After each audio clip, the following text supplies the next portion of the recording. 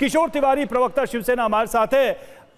क्या हो गया किशोर जी, अचानक भाई भाई, भाषा की लड़ाई और ठाकरे अब भाई भाई। जहां आप भाषा के नाम पर समाज में एक दुराव पैदा कर रहे हैं, वही भाषा की लड़ाई को लेकर दोनों भाई अब एक मंच पे हैं। ये उत्सव जो है किसी जीत का है या फिर किसी राजनीतिक गठबंधन और किसी आने वाली रणनीति का गठबंधन है? आपका नरेशन चूक रहा है। मैं बता रहा हूं, भाषा का विरोध वगैरह नहीं है। यहाँ टाइगर बहुत दिन के बाद मिला है, तो टाइगर ने अपनी जिंदगी में पढ़ाई, जो प्राइमरी एजुकेशन है, वो मेरे जिले में ही लिया है। तो महाराष्ट्र में हिंदी 5वीं से पढ़ाई जाती थी, पहली और से चौथी तक की पढ़ाई मराठी में होती थी। ये पहली बार त्रिभाषा का सूत्र आया था और मराठी की, हिंदी की सख्ती 1ली से 5वीं तक की थी। वो सरकार ने विड्रॉ कर ली, लेकिन भारी विरोध के बाद विड्रॉ की है। तो मराठी तो महाराष्ट्र में आनी चाहिए। अभी विवाद का विषय है कि कुछ लोग जय गुजरात भी कर रहे हैं। तो मैं बताता हूं कि इस देश के अंदर तिवारी जी इतनी भाषाएं हैं, मराठी आदमी कहां कहां जाकर भाषाएं सीखेगा? भोजपुरी सीखेगा, मैथिली सीखेगा, बंगाली सीखेगा, उड़िया सीखेगा, कहां कहां जाके सीखेगा मराठी आदमी जब बाहर काम करने जाएगा? तो उस लॉजिक से मैं बात कर रहा हूं, जो लॉजिक आप हमें समझा रहे हैं। मैं बता रहा हूं, जो भी राज्य में जाते हैं वहां की भाषा उनको आनी चाहिए। जो भी महाराष्ट्र में आता है उसे मराठी आनी चाहिए।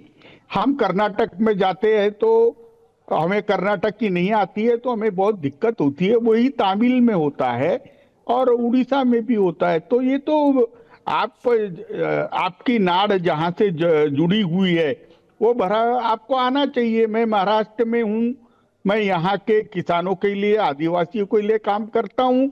मुझे आदिवासी की भी भाषा आती है और मराठी भी आती है।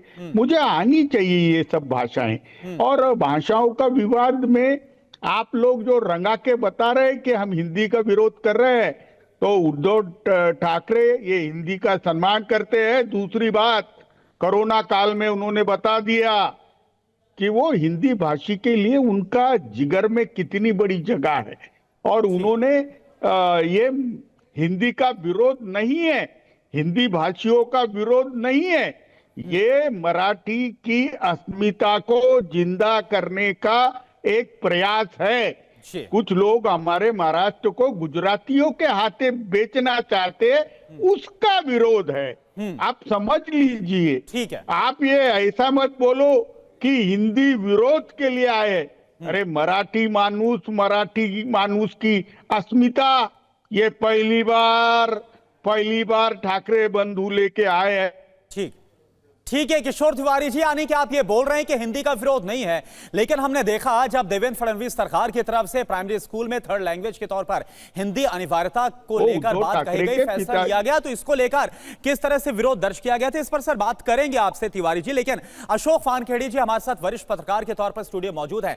अशोक वानखेड़े जी, सीधा सा सवाल है, अगर एमएनएस की बात करें तो चाहे सांसद हो, विधायक हो, पार्षद हो, अभी 0 है एमएनएस। और अगर हम बात करें यूबीटी की, उद्धव ठाकरे की, तो 20 सीटें, अगर जो हालिया विधानसभा चुनाव हुए तो वहां पर 20 सीटें आकर रह गई हैं। तो क्या आपको लग रहा है कि वाकई में ये मराठी अस्मिता की, मराठी भाषा को लेकर ये विजय रैली है, या फिर आपको लग रहा है कि वर्चस्व की लड़ाई है? देखिए, इसके पहले भी एक बात जरूर चल रही थी कि दोनों भाई कब इकट्ठा होंगे। कई जगह मीटिंगें हुई, कई जगह जब मीटिंगें हो रही थी तो फिर देवेंद्र फडणवीस भी जाके राज ठाकरे को मिलाए, फिर पता पड़ा कि वो फिर एक शिफ्ट हो गया है। लेकिन दोनों पार्टियां नहीं, तीनों भी, मैं बोल रहा हूँ, एकनाथ शिंदे भी हो, उसकी भी शिवसेना हो, उद्धव ठाकरे की शिवसेना हो, एमएनएस हो, इनका जन्म यदि बाल ठाकरे के विचारों से हुआ है तो ये मराठी अस्मिता का बेस है इनका।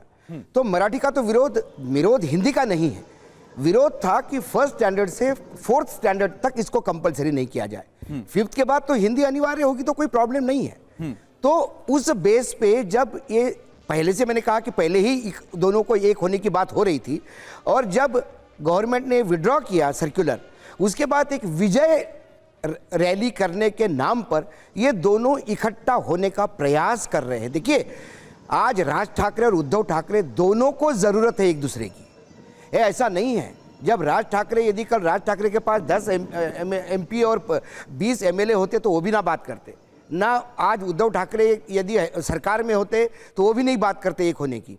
आज करीब करीब दोनों हाशिए पे है। रैली में लोगों को तालियां बजवाना बात अलग होती है, भीड़ खींचना बात अलग होती है, और विधानसभा में आपकी ताकत क्या है, लोकसभा में आपकी ताकत क्या है, ये बात अलग है।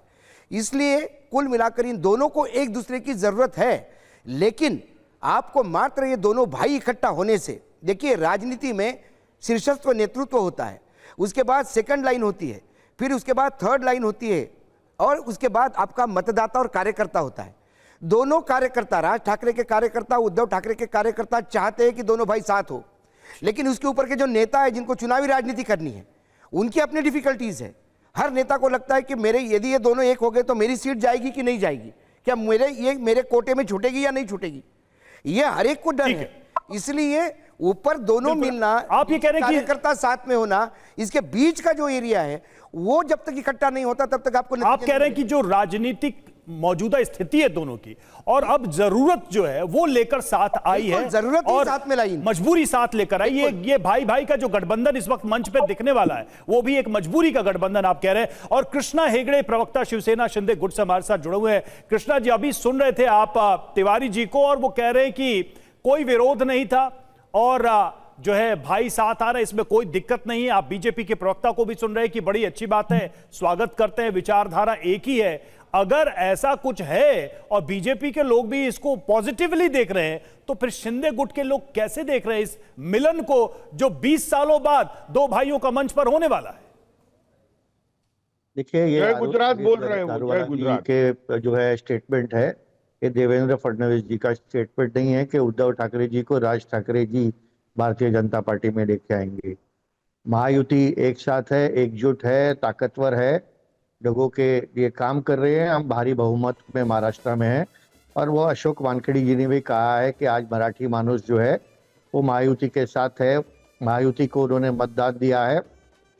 288 सीट में से 235 विधायक हमारे हैं, तो हमारे सरकार को कोई खतरा नहीं है। हम लोगों के हित में, मराठी मानुष के हित में काम कर रहे हैं। दूसरी बात यह है कि जो ये विजय रैली है, मुझे ये समझ में नहीं आ रहा है कि इसका नाम विजय रैली क्यों है, क्योंकि दोनों GR जो है, जो राज्य सरकार ने एक हफ्ता पहला रद्द कर दिया था। तीसरी बात यह है कि अगर ये दोनों भाई साथ में आ रहे हैं आज, तो ठीक है, अच्छी बात है, लेकिन ये मनसे और जो उद्धव ठाकरे जी की पार्टी है उनका अंतर्गत मामला है, उनका नेताओं का अंतर्गत मामला, उनके कार्यकर्ताओं का अंतर्गत मामला है। उसमें महायुति का कुछ लेना देना नहीं है। महायुति भारतीय जनता पार्टी, शिवसेना और अजित दादा का NCP एक साथ है, और हम एक साथ ही रहेंगे, और आने वाले जो लोकल बॉडी इलेक्शंस है वो सब हम साथ में लड़ेंगे। तो मुझे लगता है कि अगर मराठी मानुष के अस्मिता के लिए आप काम कर रहे हैं तो बहुत बड़ी बात, अच्छी बात है, हम भी वही कर रहे हैं। लेकिन आप अगर सत्य के लिए साथ में आए हैं तो मुझे लगता है कि मराठी मानुष भी जानता है कि 40 सालों से मराठी मानुष के लिए किसने काम किया है, किसी ने नहीं काम किया है। आज जो मराठी मानुष है वो मुंबई छोड़कर नालासोपारा, कल्याण, डोंबिवली, वसाई, विरार रहने गया है, उसका दोष किसका है? मराठी मानुष के लिए किस किस ने कितना काम किया है? मराठी मानुष होशियार है, वो जानता है। लेकिन मराठी मानुष के नाम पे वोट बटोरना, ये मुझे लगता है गलत है। पहले आप मराठी मानुष के लिए काम करिए और उसके बाद उनके पास जाइए। मराठी मानुष दिखा देगा कि अगले इलेक्शन में वो किसके साथ है। जैसे गए इलेक्शन में उसने दिखा दिया है। 16% जो मराठी मानुष है उद्धव ठाकरे जी के पार्टी से टूटकर एकनाथ शिंदे जी को उन्होंने मतदान किया। और हमारे 80 विधायक जो लड़े हैं उसमें से 60 विधायक जीत के आए। हमारा 75% स्ट्राइक रेट है, 75%। और मुझे लगता है कि ठीक है, ये अच्छी बात है, साथ में आ रहे हैं दोनों भाई, एक परिवार साथ में आ रहा है, पूरा महाराष्ट्र खुश है। लेकिन अगर पॉलिटिकली देखने जाए तो महायुति को कोई खतरा नहीं है।